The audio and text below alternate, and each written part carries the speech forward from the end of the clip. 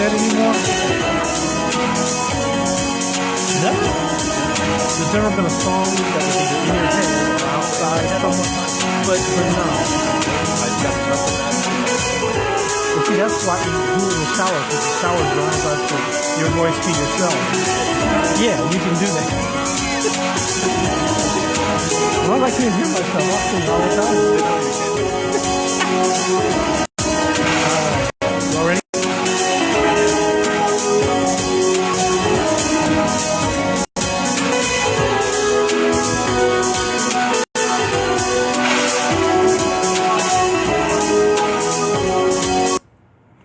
Good morning and welcome to the podcast from the Civil Rights Enforcement Agency, Civil Rights and You, the show that focuses on federal, state, and local civil and human rights issues and how they impact your daily life. My name is Charles Bryson, Director of the Civil Rights Enforcement Agency under the auspices of Mayor Lyda Crewson and your host. Playing as always is our theme song of Ronnie Jordan's The Antidote, which we do not hold the musical rights to. The podcast can be seen on Facebook Live and recorded in mycitymymusic.com. Today we will talk about all things with the American Cancer Society. We have two people here to discuss not only cancer, what it is, how you get it, et cetera, but also the Great American Smokeout, which is happening November 19th, among other things that I hear the American Cancer Society does on a monthly basis. And so they are aggressive in their education and outreach for issues related to cancer. So welcome all. Thank you. How are you all this morning, other than cold? I think cold pretty much does it. That does it? Okay. Yeah, that's a good description. A little closer for me, or Okay. move to your left a little bit. And I think that'll solve that problem. So anyway, let's introduce ourselves. Doctor, first. My name is Michael Kinch. I'm an Associate Vice Chancellor at Washington University, and most importantly for this podcast, I'm on the St. Louis Regional Board of Directors. Thank you. I'm Emily Counter. I'm the Missouri Government Relations Director for the advocacy side of the American Cancer Society, the Cancer Action Network.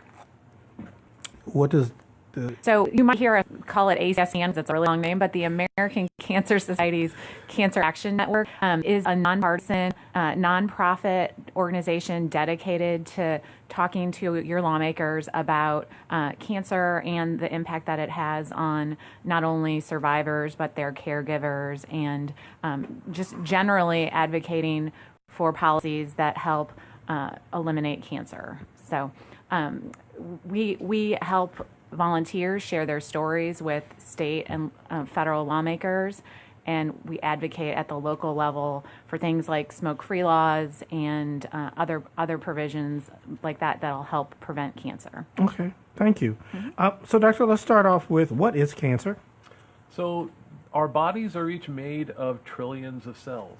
And for the most part, those cells are very well behaved, and they will grow when they're supposed to. They won't grow when they're not supposed to. They'll, believe it or not, it's a good thing when cells die. So certain cells will die when they're supposed to. Which they do on a regular basis. Which they do on a regular basis. As a matter of fact, we slough off millions of skin cells every minute. Cancer is basically, from that perspective, a pretty simple disease. It's a disease where cells decide they're going to grow when they're not supposed to. Or they're going to survive when they're not supposed to. And in the extreme example, they will move around the body when they're not supposed to, so that you may get a cell that originated in the breast that ends up in the brain. So let me stop you there. When you say cells, everyone has cells. Does that mean everyone has a possibility of getting cancer? Yes. And as a matter of fact, that there's actually arguments that every single day of your life, you probably get cancer. You can initiate because that your cells do something that you don't want them to do. Because of either generally it's just bad luck. It's what's known as a DNA mutation. So there is a change in your DNA, which is, your DNA is basically the library of creates all the different proteins in the body. And if you get unlucky and have a mutation, then that mutation might cause a cell to proliferate, to grow when it's not supposed to, or to move when it's not supposed to, or to stay alive when it's not supposed to. And if enough of those mutations occur and enough of those cells continue to grow, you can end up having what we call cancer, and it's dangerous because it impacts either the site that the tumor is in, a large number of cells is called a tumor, and either that tumor can disrupt the function of the body around it, or, Lord forbid, there's a process called metastasis, where the cancer can escape to a different part of the body and start to do damage there. So it sounds like there are a wide variety, if I may, of cancers. But they all lead back to the same sort of cell situation. Yes, and the crucial thing is that every single person's cancer is different than every other person's cancer. There are commonalities. There are things like a breast cancer is a breast cancer, and there are certain traits that breast cancers have. But two different patients with breast cancer, or in today's case, lung cancer, two different cases of lung cancer are entirely separate diseases. They're just like individuals. Each individual is different. Each of those cancers are different. So when we're talking about cells, everyone has cells. So men are capable of getting cancer, including breast cancer, as well as women. Correct. Matter of fact, about 10% of breast cancer diagnoses are of males, and that surprises a lot of people. And how does that happen? And I ask that question because men don't believe they have breasts, one. But number two, is there some sort of symptom that would say, me as a male, I should go in and get my breast checked? Generally with males, you would feel the tissue, and if you notice a lump, and a lump of a centimeter, which is a pretty good size, is about 1 billion cells. It has taken probably a few years to grow up, but you can feel it. It's readily felt. And so just like women should check their breasts, men just check your body, make sure there aren't lumps where they're not supposed to be. And that's, early detection is by far the best way to increase your survival or assure you have long survival. When we talk about cancer, are there specific people by demographic conversation that are more susceptible to one form of cancer or another? Yes, there are certain genetic predispositions that someone may have an increased likelihood that you're going to come down with a particular cancer. As a matter of fact, I'm a cancer researcher in part because cancer is extraordinarily common in my family, and it turns out there's a gene mutation that is passed down from generation to generation that my family happens to be unlucky enough to have received. Beyond that, and that's true in my case, it's colon cancer. There are also known breast cancer genes and other types of genes. More importantly, I would argue, is that most cancers are what are known as sporadic. They occur almost at random. The earlier you get medical attention, the more likely it is that you're going to have a better course of your disease. You're going to be better treated, you're going to survive longer, and it's not going to impact your life. The reason for raising that is if you don't have access to health care, it's very likely, statistically extremely likely, that you're going to have a cancer that's detected at a later stage, and therefore you're going to have a worse disease. So there's a fear. Cancer, the word itself creates a fear, and maybe I don't want to know, and so I don't go in for a while, which then, as you sort of alluded to, changes the dynamic because each stage is different.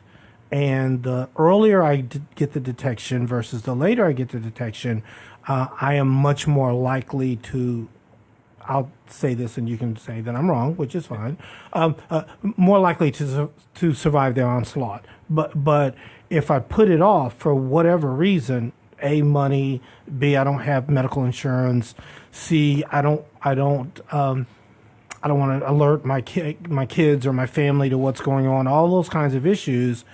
Still, the later I have this conversation with my doctor or physician, whatever, the possible likelihood of me not surviving increases astronomically, I would assume. Absolutely. And so the reasons for getting detected early are to be able to get a better prognosis, a better outcome for your disease. And so it is absolutely terrifying to think, oh my gosh, I might have cancer, I have a lump or another issue. But the best thing you can do is to get into the doctor as soon as you can. And again, I can't overstress that early detection is the best way. It's as close to prevention as you can get. Ideally, you want to prevent it, and that's what we're here to talk about today is what are lifestyle changes that we can all make that help us to prevent the disease. But if you suspect that you have the disease, you feel a lump or something isn't right, get into whatever medical professional you have access to. So we talk about the lump. Are there any other signs or signals that in the course of my day, week, month, year, I should be looking at or for some changes in my body that would suggest to me that I need to go make an appointment? Well, there are certain tests that we know for a fact that you should get on a regular basis to assure that you're basically doing surveillance to make sure that you don't have cancer. A colonoscopy as an example for colon cancer, a mammogram for breast cancer. Those should be done on a regular basis, and you need to talk to your doctor and find out, A, when you should start, and B, how frequently you should do it. But beyond that, listen to your body. We all know when we're not feeling well, and we all know when something's not quite right. And when in doubt, go and see a professional, and they'll be able to tell you, hey, nothing to worry about, or hey, we should follow up and see if potentially this is something worse than initially thought. Just for a minute, I want to get back to the issue of men, and because I've gone through all sorts of doctors, but I've never heard a doctor say, check your breasts. I've never, and I'm 61, I've never ever heard a doctor advise me to check my breasts for breast cancer. Well, I would check on a regular basis your entire body for lumps. Check your other test. than me walking into stuff, right? Other than walking into things. Okay. Another example is that a lot of times men that are showering will realize that they've got a lump where there shouldn't be a lump, and they're subsequently diagnosed with testicular cancer. That's a frequent event, especially in your 20s and 30s. But yeah, you should just check your body and make sure things today are the same way they were 5 or 10 years ago. And when in doubt, and when you find something different, then the best thing to do is to go talk to a doctor.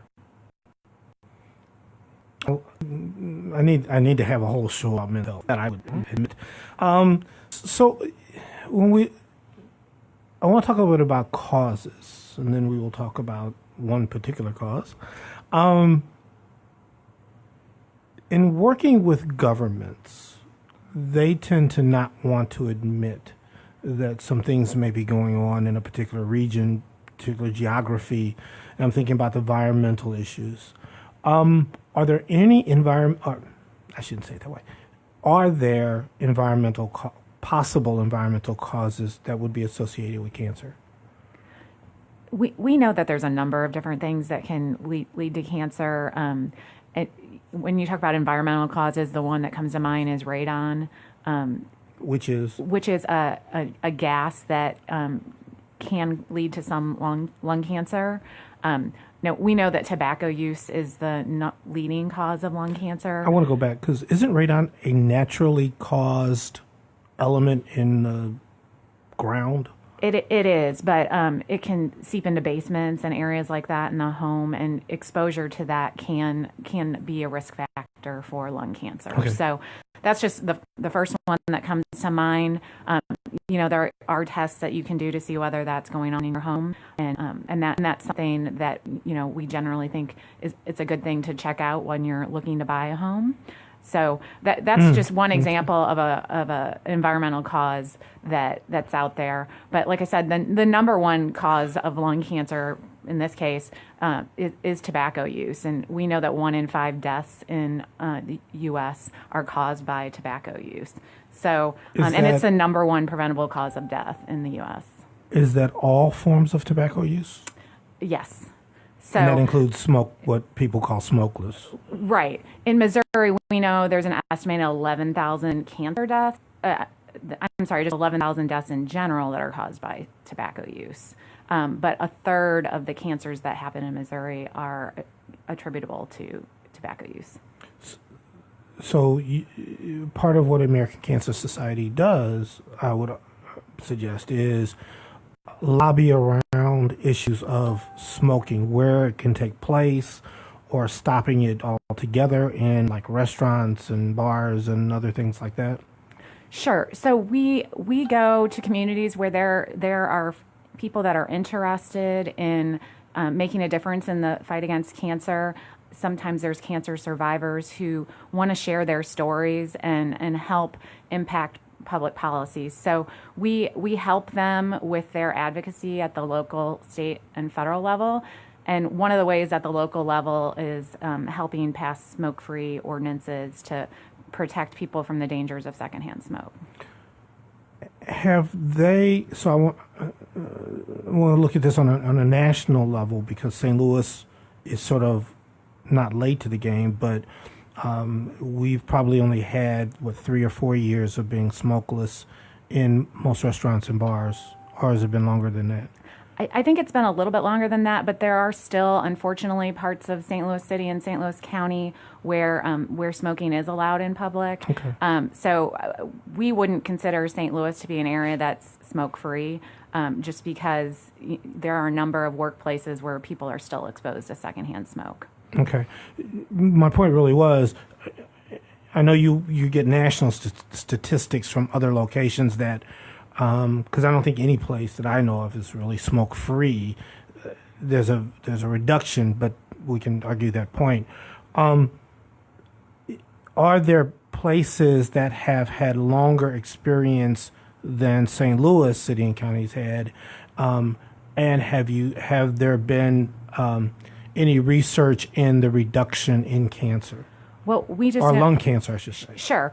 We've seen decreasing rates of lung cancer, and we know that that's attributable to the passage of things like smoke-free laws across the country. In Missouri, there are other communities that have also passed smoke-free ordinances. Some of them, Columbia, Missouri, for instance. I don't know that we have specific studies that I've seen on some of the Missouri places, but we do know nationwide there's a number of different studies that show those smoke-free laws lead to decreasing rates of lung cancer. So if that is the case, what would be difficult for decision makers to make around smoke-free workplaces? I think they hear from folks on the other side who have concerns about the issue, but from our perspective, it shouldn't be a difficult decision. We have the science. We know that smoke-free workplaces are the best things to help decrease cancer rates. So we just try to share that information with lawmakers and have them hear the stories from folks who've had lung cancer so that they understand the real impact that their decisions are making. So I've seen some of the ads, which I assume the American Cancer Society is promoting, where people have lost various parts of their anatomy.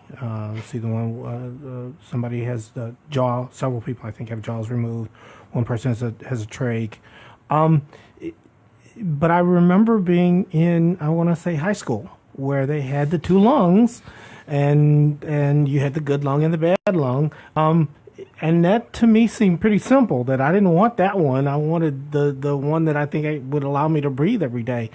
Are those campaigns successful, and how do you judge how to, if you were to do a campaign now in 2019, getting ready to be 2020, do they look different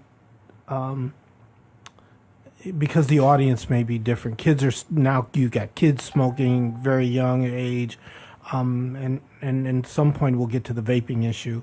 But now you have kids that are, they may not relate to the older woman with the part of her jaw removed. Do you just have to keep up with whatever the current factors are related to people smoking? Sure. I think the ads you're talking about are the CDC tips from So go ahead. That's okay. Yeah, I think those are the CDC tips from former smoker campaigns. Oh, okay. And we do know that money spent on tobacco prevention and cessation programming and promoting access to that is a successful way of helping folks quit.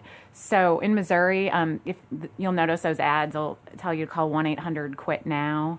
And that's a hotline where folks can call and talk to counselors about creating a plan to quit and get some access to some of the FDA-approved tobacco cessation products. So anyway, just to go back gums and patches and those kinds of things. Yeah, those kinds of things. So that we know that things like that are successful in helping people attempt to quit using tobacco use.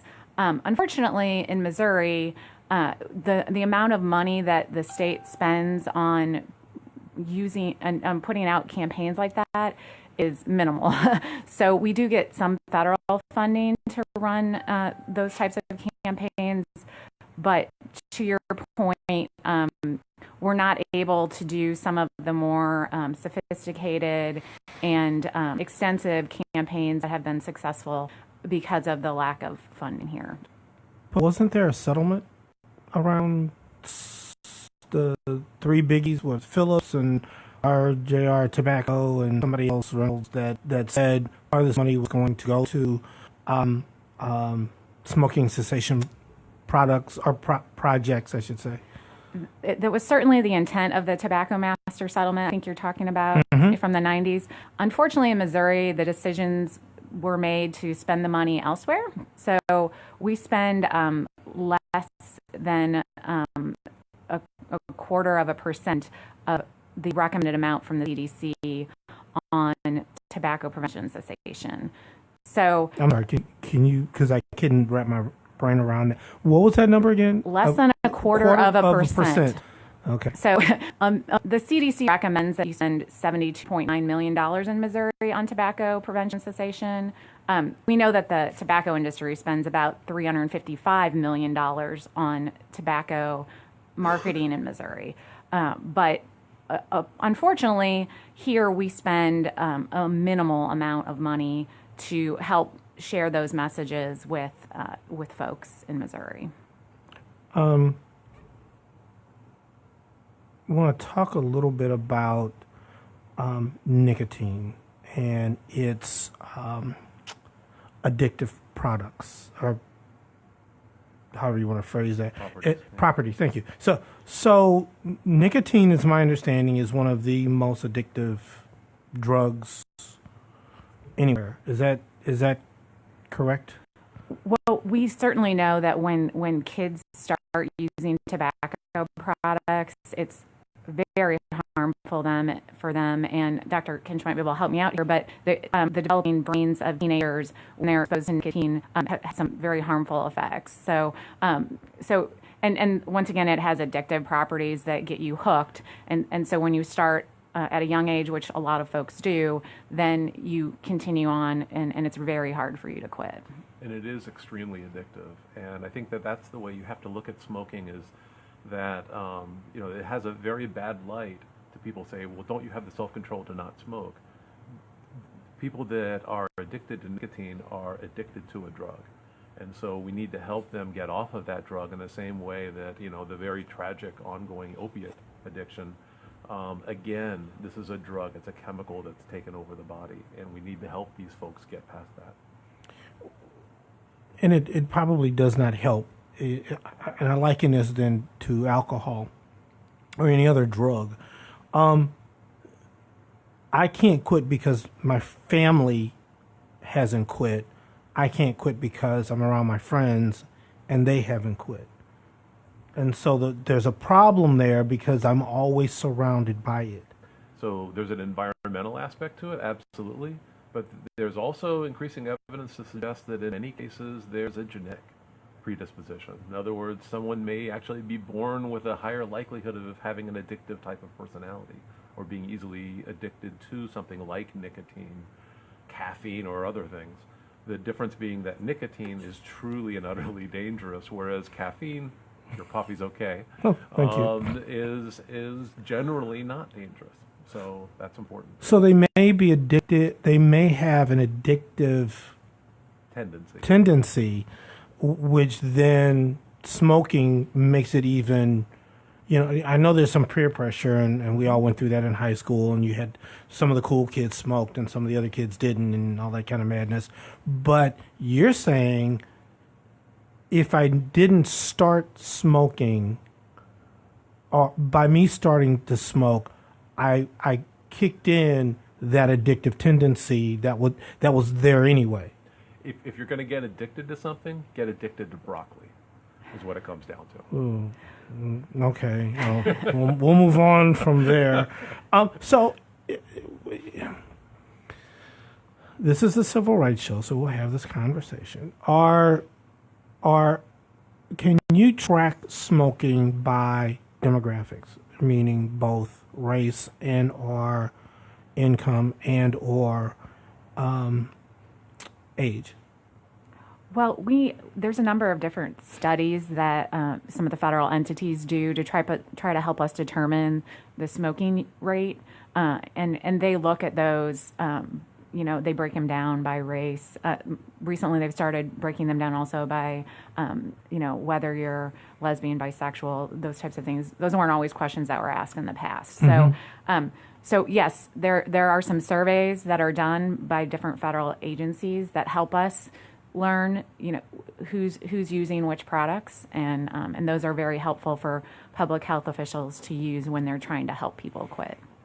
And I'll speak outside of, just as a personal opinion, with what was mentioned earlier. If you have the tobacco companies, for example, bombarding advertising and marketing versus a very small fraction of the counter marketing, then you're going to get the most susceptible people that maybe don't have access to the information to say, hey, I shouldn't do this. And so I think there is a racial, or more importantly, economic angle to this, that when your activities reflect what you're exposed to. But also, I would say, reflect as you say, the marketing. My mom and dad smoked, and then my mom quit. My dad never tried several times and never did. But I remember the cool cigarette ads were the big thing in the black community, and they were everywhere. Mm-hmm. And so you saw a number of African Americans, and so this goes back 20 plus, 30 plus years. You saw a number of African Americans smoking Cools, and that's both men and women. Yep. And then they created cigarettes just for women. So you saw Slim and some other products. So the evolution of this sort of targeting really has created an onslaught of people who just now believe smoking is a rite of passage. Yeah, and now we know they're doing things like offering coupons and in-store marketing tactics to help people get enticed into those products. With some of the different law changes and the tobacco master settlement, you don't see traditional advertising as much for cigarettes, but there's other subtle ways that they're doing the same thing, offering coupons to people, a lot of in-store displays at gas stations and other places like that. So when I talked about the amount of money they spend on marketing in Missouri, a good portion of that is on things like that, coupons, in-store marketing.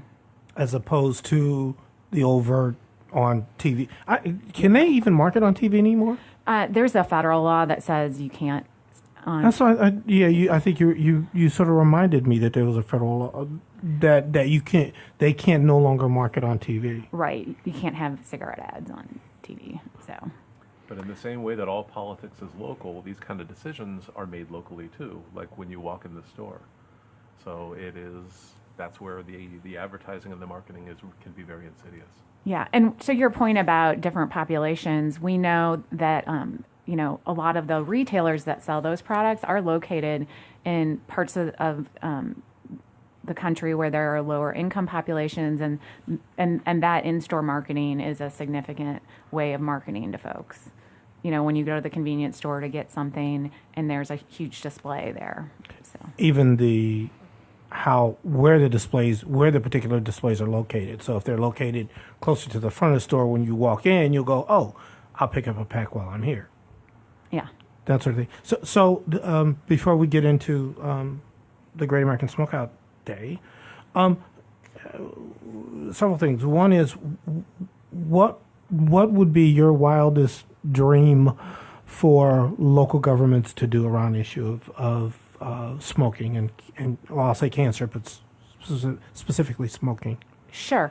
Well, so there are 3 different policies that we know are very successful in helping with the issue of tobacco use. And at the local level in Missouri, clean indoor air laws are the most significant action that local governments can take.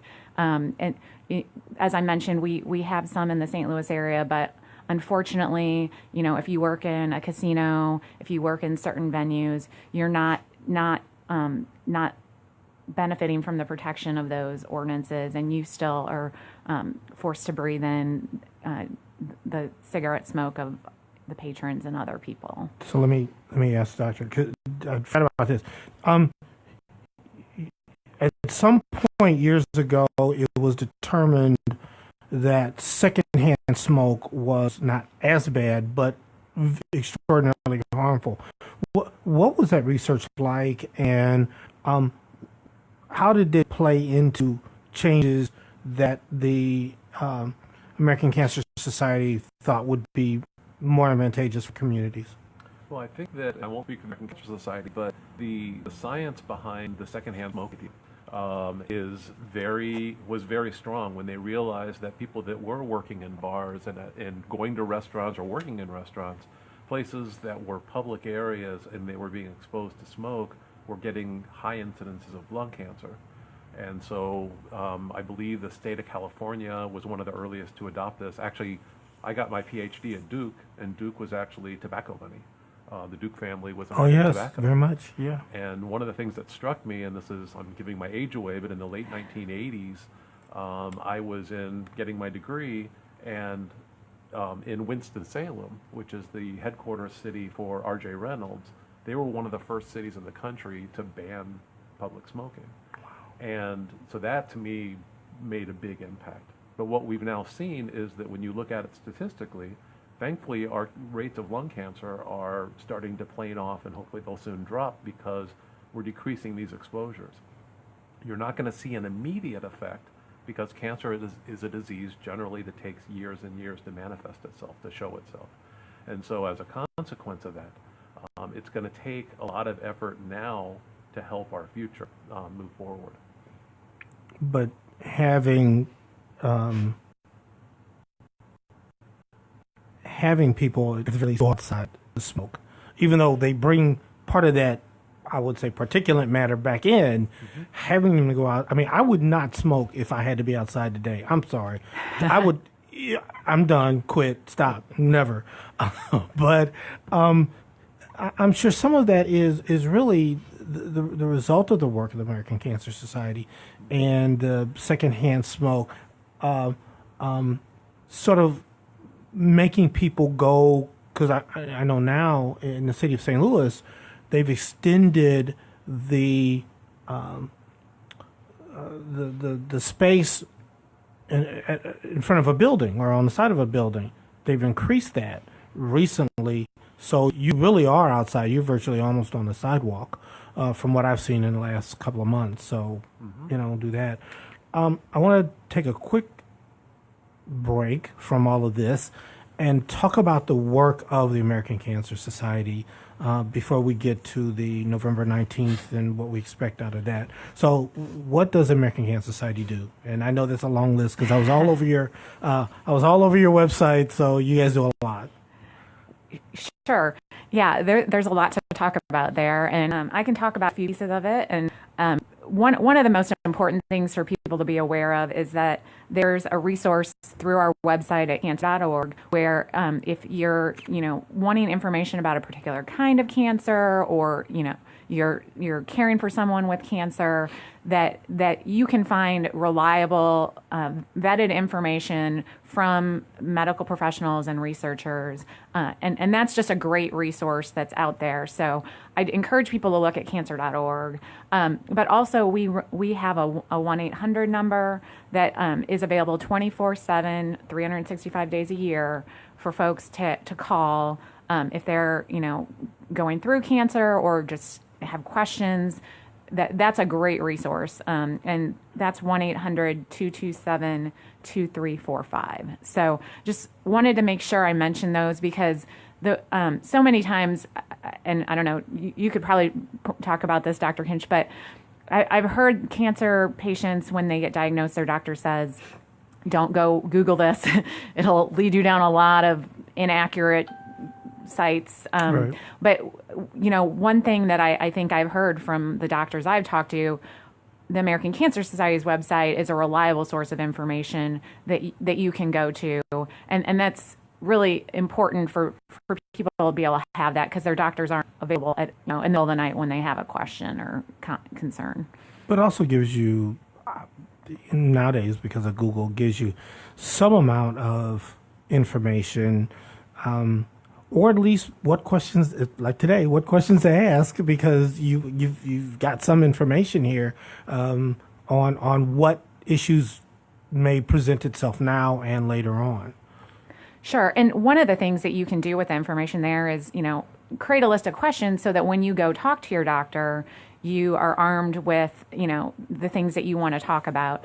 I've heard a lot of folks get nervous around doctors, or they just don't know what questions they should be asking.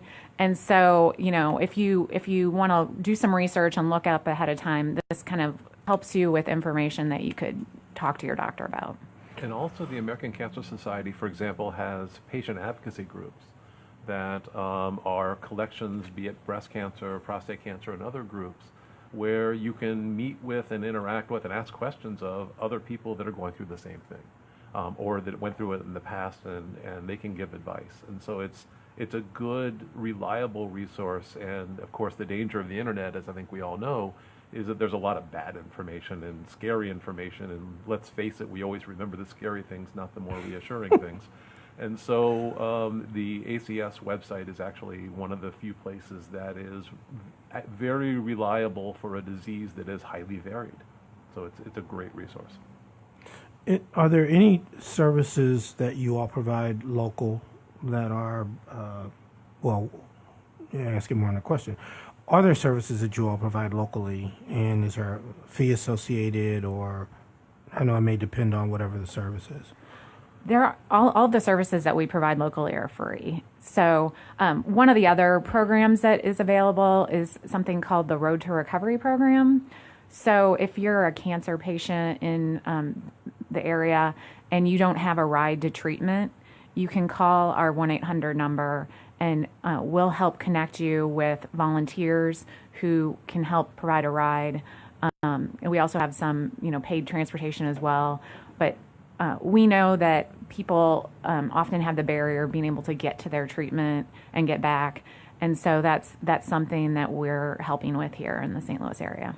Okay. And so there's a need for volunteers, I would assume? Yes, they are. We're always recruiting volunteers. So if you have a vehicle and have insurance and want to do that. And Hope Lodge. Oh, I think yeah. There's also a resource that if you are being treated at one of the local hospitals and you can't afford to stay at a hotel, there's something called Hope Lodge where... Is that on Lindell? Yes. Okay. And so that is an incredible resource that many folks need. They may say, well, I can't be treated otherwise. And that would be a true loss. Because Siteman's right down the street. Correct. Okay. So let's have this chat about November 19th. Kind of wondering, oddly enough, how that day was selected, but well, I'm sure we'll get into that. I was going to say, actually, it's always the third Thursday of November. So this year it's actually the 21st. Is it the 21st or the 19th? Sorry about that. That's okay. And Honestly, I can't tell you how we selected that date. It's before my time, but this year is the 44th year of the Great American Smokeout. Okay. So I don't know the history of the date. I think it's cold turkey before Turkey Day. There you go. I do remember that. I think that is yes. We're old. I do vaguely somewhere remember that. So, what is the Great American Smokeout? So it's a day for people who use tobacco to create a plan to quit. All tobacco. All tobacco. I mean, it was started focusing on cigarettes, but we use that now as a way to educate people on all tobacco. And we know that no matter how long you've smoked or how what age you are, if you quit, it helps you live longer and be healthier. So that it's a day to help people start on that journey. And so it's to some it would be the first day that, and as you say, a journey, because it is. And I've heard about people, like my dad, putting it down, picking it up, putting it down, picking it up. So what do you expect out of that day? It's a good opportunity for people to be reminded of the importance of trying to quit. As you mentioned, you're not always successful the first time, but we know the more times you try, the more successful you're likely to be. So does the 1-800 number blow up that day with people asking questions? I think we do. And on edge. I think we do see some increased calls. So, but also, like I said, if you want to call the quit line, the 1-800 quit now, they can help connect you with some counseling resources. And I think they even provide a text-based counseling service now. So if you you want some reminders or encouragement, that's something that is helpful to folks when they're trying to quit. Well, I know each person is different. Would it be helpful to quit with a friend? I think that any encouragement that you can have, when you were talking earlier about peer pressure, and one of the benefits we see of smoke-free laws is because you do go outside to smoke, there's less social aspect to it. It's a little bit harder. It makes it less socially acceptable, and that does help increase the ability to quit. So if a friend can help support you in that would be great. How do you do the marketing for the Great American Smokeout? Well, is that more national or national and local or a little combination of both? As a nonprofit organization, I think the American Cancer Society tries to make use of our donor dollars wisely. So we do some national campaigns, but we also do things like what this here today, the podcast and other local media to try to raise awareness about the Great American Smokeout. And as you review this day, the week after, what do you look for or listen for? Do people talk about I quit on this day, or what happens after the 21st, whatever it is? Well, we want to make sure we're providing anybody the resources that they need and the information they need to help them be successful. So, it's not just the 21st; it's all the days after that. If they want to call, the American Cancer Society's 1-800 number to get connected with more local resources, that's a great thing to do. As I mentioned, we do have resources on our website. There's a lot of different ways after the 21st that if you're struggling, that we can try to connect you with the things that will help. And it's important to know that the day that you stop smoking, your body can begin to heal, and it truly does. And so that it really is, it's a cliche, but it is the first day of the rest of your life. And you're going to add age, you're going to add quality of life, not to mention the fact you're not going to spend the money on cigarettes or chewing tobacco or whatever it is.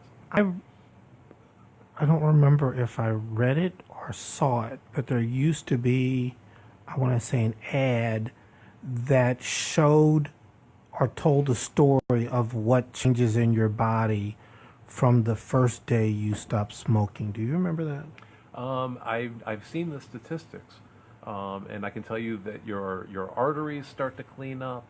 Your breathing gets better. Your ability to sleep at night improves. It's a tough time to break it when you're initially, those first few days are hard. But the payoff in terms of healthiness, and whether you are newly married or have a new grandchild or whatever stage of life you are, you're going to get not just a higher quantity of life, you're going to get a higher quality of life. And I think every bit of scientific information shows that.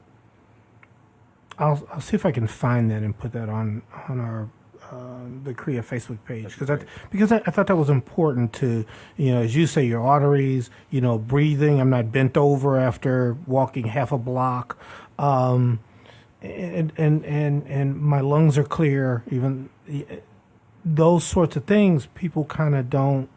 Well, I'm just going to stop smoking. No, here's all the benefits to stopping the smoke. I'll tell you a scary statistic that I believe is true. This isn't my area of expertise, but I've heard it from other folks. Our lungs are amazing, and we have to lose something like 80% of our lung function before we start to really feel it, when you really start to get out of breath and things like that. So you can actually have a lung cancer or emphysema or other smoking-related diseases occurring that's disrupting 80% of your lung function before you even know it. So by the time you're feeling symptoms, the disease is pretty far along. So you need to start healing from that moment forward.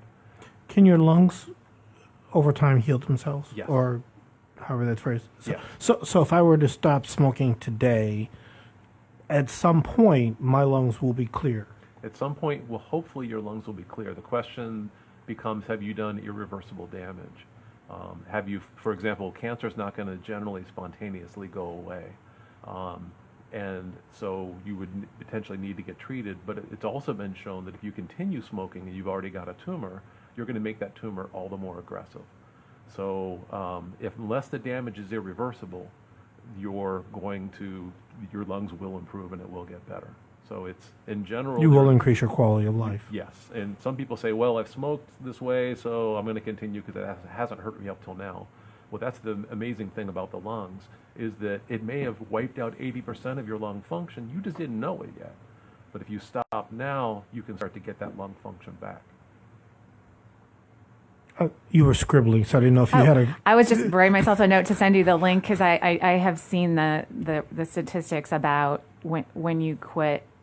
What happens the day after, the week after? Your arteries and your lung function, your shortness of breath. And I know I've seen that on our website, and I just was going to send you the link to it when I can get back to the office. I would appreciate that, because I've seen it. And it just, when you mentioned it, I remember either physically seeing it or reading it. But it was amazing the how quick those changes occur from the day you actually stop. Yep. And I thought that was pretty significant. So we have a few minutes left. Anything else about the American Cancer Society? And if you would, before we started, this is one of a number of different days that the American Cancer Society, I'll use the term, celebrate. What are some of the other days or months that the American Cancer Society is involved in? Sure. So we advocate for early detection of cancer, and there's a number of different cancers that if you get screened for, you can improve your chances. So we always try to raise awareness around Breast Cancer Awareness Month in October, about the importance of mammography. And then in March, when it's Colorectal Cancer Awareness Month, we also try to make sure that folks are aware of the screening for colorectal cancer, but not just in those months, year round, but those are just good opportunities to remind people of the importance of those screening tests. So those two are the big ones that I think that we always want to make sure we remind people of. Is there a cooperative agreement with doctors around these issues? Because I'll admit I don't go to the doctor as much as I should, but there are some times that I just don't remember hearing a doctor or a physician of any sort sort of promote early detection, early intervention, et cetera. Where are the doctors and the nurses in these conversations? This might be a question that Dr. Kinch can chime in on, but our staff in our cancer control part of the American Cancer Society talk with doctors and healthcare providers about adding those reminders into their patient interactions, so that we are getting people screened at the times they should be getting screened, and we know that healthcare providers are the most trusted source of information for patients. So if your doctor talks to you about it, you're likely to do it. But I don't know. Dr. Kinch can probably talk about if. Well, hopefully you're undergoing care and you don't realize that they're checking for early screening. An example as a man would be PSA screening. So when you do a blood test, a lot of times they're screening for the likelihood of finding what's known as PSA, or prostate-specific antigen. In other words, a blood test for prostate cancer. Mm-hmm. So a lot of screening is very non-invasive. It's just part of our normal blood tests that we get. Other screening has to be a bit more deliberate. And that is, for example, with women breast cancer screening and with everyone colon cancer screening. But probably the best screen of all is, again, what I mentioned earlier, which is if your body doesn't feel quite right, talk to somebody about it. Because knowing that something isn't right, you can go in, you're the best doctor for yourself of anyone else. Go in and talk to your medical professional and find out what you can do about it. And I think the last thing, from my perspective, is that cancer is a scary subject, but it's an incredibly common area. And something we haven't really talked about is that the treatments for the disease have not only become much, much better, but they're much more humane. The reputation that the disease has as I'm going to lose all my hair and be miserable and for years at a time, that's getting better. We're not yet perfect, but it's getting much, much better. I noticed on the website and printed this out. 1964, more than 20 million people died. Since 1964, more than 20 million people have died due to tobacco, which is, to me, an absolutely incredible number. Just in the United States. Just in the United States. And, again, extraordinarily easy to rectify if people would just do the right thing and give up smoking. And so I hope the Great American Smoke Out is successful. My thought again is how to get people to that point, and so we'll go through. I know we'll be on our website, same as CREA, talking about it and getting people ready for that. And I'll get the right date so that we do that. Anything else for the good of the order? Any other things the American Cancer Society is doing? I know you've asked for volunteers. I'm sure people can go to the website and get that. So maybe give that website again. Sure. It's www.cancer.org if you'd like to volunteer with the American Cancer Society. Just since I talked about some of the public policy issues that we work on, the Cancer Action Network is always looking for folks who have been impacted by cancer that are willing to share their stories with policymakers. And our website is www.fightcancer.org. So if you want to help change some of these public policies, you want to talk to lawmakers in Jeff City about the need to fund more tobacco prevention and cessation, you can join us and help make your voices heard that way. Because it's so more money than 1/4 of 1%. Did I get that right? Right. We would like the state to invest a little bit more than a quarter of a percent of what the CDC recommends. So. And also work with younger kids as well to keep them from smoking. Right. Exactly. Doctor, any last thoughts about how we as a community can get behind not only the Great American Smokeout, but what happens the days and weeks after that? Become better informed. I think this is part of that. Talking with and training, for example, faith leaders and other groups to be able to give the messaging that counters the marketing by the tobacco industry is so crucial. So this is why the American Cancer Society, which I'm also a volunteer, is a very selfless group, and realizing that they are absolutely the advocates for people. They're not making money off of this or anything else. They just want to see an end to cancer and to help people that have cancer or that might get cancer. And I think that's the most crucial message that comes from today from my perspective. I appreciate you all for being here. I know that you've had busy schedules. You're on your way out of town, and you just got back in town, and so I appreciate you spending some time today.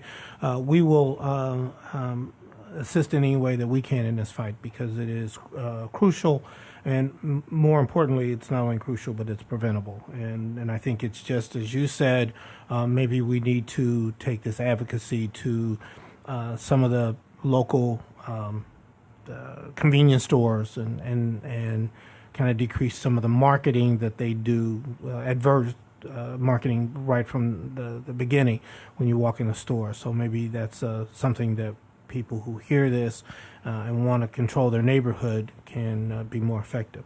Thank you both. We are out.